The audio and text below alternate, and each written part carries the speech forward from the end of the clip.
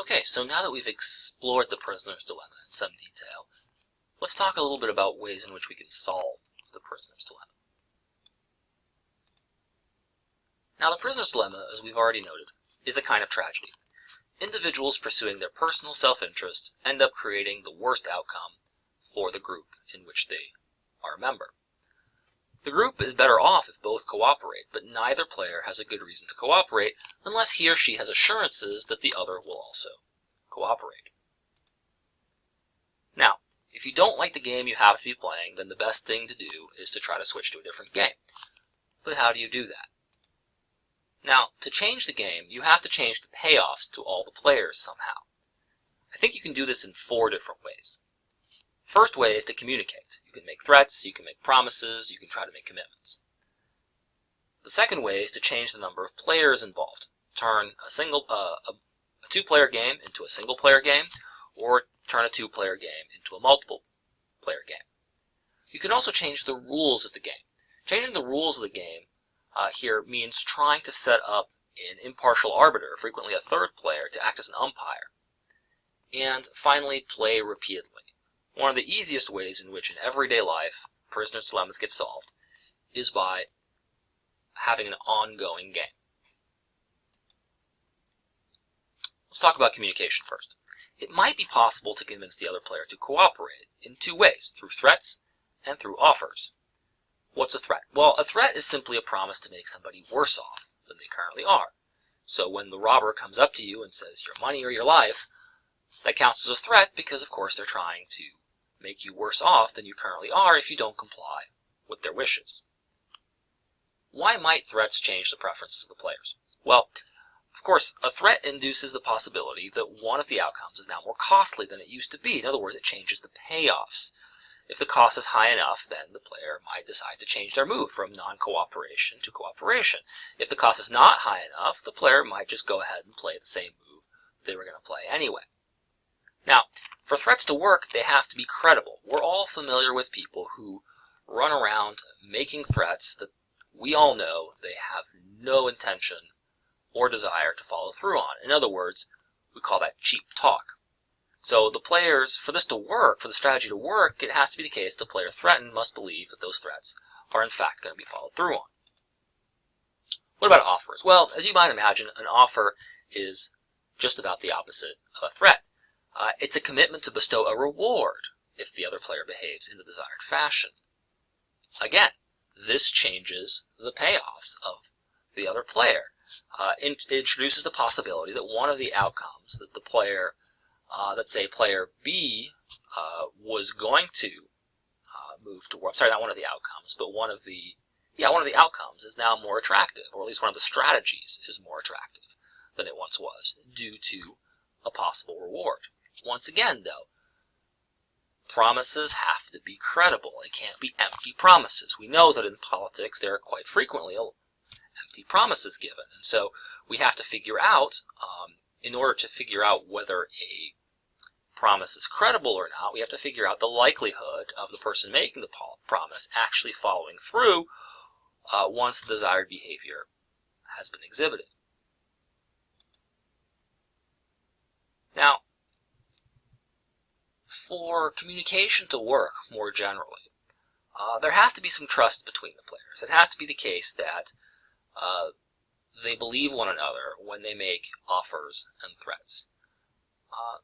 It also helps the stakes are low. Then you don't have to threaten as bad a consequence. Now, note that if you're going to make big threats or big rewards, that of course has the effect of interesting the other player in your offer or threat more. But it also means that if it's required of you to follow through, then it's going to be usually a significant cost to you to follow through. If you have to make a big threat, that could be very costly to you. It's similarly if you have to offer a big reward. And so if the stakes are low, that makes it more likely that threats and promises will be believed. So the idea of credibility is key here. It also has to be the case that norms of cooperation are present, or not. It also has to be the case, but in addition, one of the things that helps make communication work is, in fact, if people are disposed towards cooperation. That is to say, if there are rewards in the culture, for people to cooperate. So there might be places where if you don't cooperate, you're seen as a free rider or a shirker, and that's bad, and other people will not respect you as much, might be less willing to give you the time of day, and so on and so forth. And in small communities in particular, norms of cooperation are such that often it doesn't take the government getting involved for people to cooperate, at least on small scale matters. So if these conditions are present, you don't need government to solve your prisoner's dilemmas. And indeed, most prisoner's dilemmas in most people's lives are not solved by the government. But political situations are typically such that these conditions that I just laid out are not met. It's typically the case that people don't trust each other. It's typically the case that the stakes are quite high. It's typically the case that there's a lot of cheap talk flying around, and it's typically, or empty threats, and it's typically the case that the norms of cooperation are somewhat limited. So, because of all these factors, prisoners' dilemmas that involve political situations are more difficult to solve and often not likely to solve merely by the parties just talking it out with one another. Okay, so let's talk about credibility some more. Like I said, in politics the stakes are often high. There is often little trust between adversaries, and norms of competition are frequently more prevalent than norms of cooperation. That leaves credible threats and offers as the most promising strategy that a player can take unilaterally to escape a prisoner's dilemma. That is to say, merely communicating without credibility is not going to be enough. But credibility, as I've already mentioned, is kind of difficult to establish. It often requires the person making the threat to incur a significant cost to themselves when rewarding or punishing the other, or a threat or an offer, right? Given the size of the benefit at stake in the prisoner's dilemma, it may not make sense for anyone to incur the costs of rewarding or punishing the other player, and so nobody makes any credible threats because everybody knows that it won't be worth it to the player to make good on the promise or the threat. Now, the good thing about credible threats is that if the other player does what you want, you don't have to pay the cost of following through, right? So it's cheap in that sense when it works. On the other hand, offers don't work that way. If the other side does what you want, you have to incur the high cost of providing the rewards. So threats in politics are, unsurprisingly, a lot more popular, and especially if you don't want someone to do something. Because if they do it, you can punish them, but otherwise, as long as they don't do anything, as long as they keep doing what you want them to do, then it's cheap. On the other hand, promises and offers are going to be more popular if you want other people to do something, like if you want them to vote for you, for example. In this way, you pay up if they act. So threats can motivate people to act, but you run the risk of having to punish them very frequently for every action, and so at the end of the day, it's easier to threaten people to not do anything and promise people things in order for them to do something. Now, a prisoner's dilemma, by definition, has two players. If you can find a way to reduce that number to one, the prisoner's dilemma goes away. In the case, for example, of recurring budget standoffs between Congress and the President, something that's often been modeled as a prisoner's dilemma, you could give authority over the budget to one side or the other. You could, in other words, try to change the number of players. It's, of course, the requirement that the budget be jointly approved by both branches of Congress, both branches of government, the executive and the legislative branch, that creates the dilemma. An alternate way of changing the number of players in a dilemma is to introduce some kind of impartial mediator, a third player, an umpire, if you will, who's capable of arbitrating between the other two. In the United States, the Supreme Court very frequently arbitrates conflicts between the other two branches of government. The executive branch and the legislative branch find this very useful and convenient, and often are willing to abide by the court's decisions, even when those decisions go against them. In part, a reason for this we're going to touch upon soon is that the Congress and the executive branch are engaged in a repeated game, and they understand that even though they might not win this round, it's very useful to them to have an impartial umpire for future rounds of the game that the other side is willing to accept. So the courts serve as arbitrators between the executive and the legislative branch of government, they also serve as arbitrators between individuals or firms that enter into conflict with one another, effectively resolving smaller prisoners' dilemmas between individuals. So if someone dines and dashes, right, if someone goes out to a restaurant but doesn't pay the bill, that restaurant can take that person to court in order to get restitution, and because that option of taking people to court exists, people are much more reluctant to order meals that they have no intention of paying for. Again, this is a way of setting up an umpire and a system of rules that ultimately produces more cooperation. Both sides benefit from the transaction, but one side may find it to their advantage to try and swindle the other side. Now, all of this brings us to the notion of changing the rules of the game. This is by far the most frequent tool used in politics to solve prisoner's dilemma. It's rarely possible, however, for the players of a game to change the rules on their own. It's just too costly. However, governments can, in some sense, socialize the cost of administering, creating, and enforcing rules which can ultimately change the game for other players, including for the different branches of government, who themselves are often at odds with one another. Now, rules are simply threats or offers made by someone who is not a direct player in the game.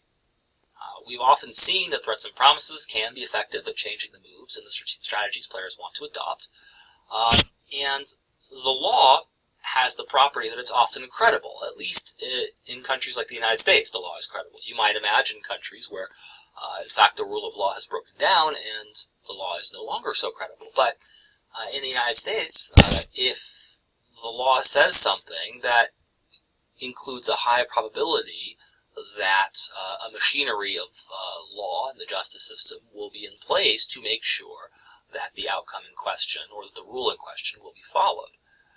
Now, if the law is seen as impartial, both sides of a prisoner's dilemma can be equally threatened, and that creates no sense of injustice or inequity, and that's one way in which having the umpire, rather than having the players themselves solve the problem, is advantageous, because it doesn't create a feeling of lingering resentment that you're constantly being threatened or manipulated by somebody else in a prisoner's dilemma that you happen to be involved in. Now, another solution, other than creating rules, is to play repeatedly. If you know the dilemma is going to happen again and again over time, the cost of not cooperating is not just in the present, but it's also the cost of not cooperating in the future. And because if you establish a reputation for not cooperating now, other people won't cooperate with you in the future, and then you won't be obtaining your best outcome, but you'll be obtaining your worst as both sides stop cooperating. Remember, you can only get your top payoff in a prisoner's dilemma if the other person chooses to cooperate and you betray them. Now, small communities and neighborhoods are often more cooperative than big cities, in part for this reason.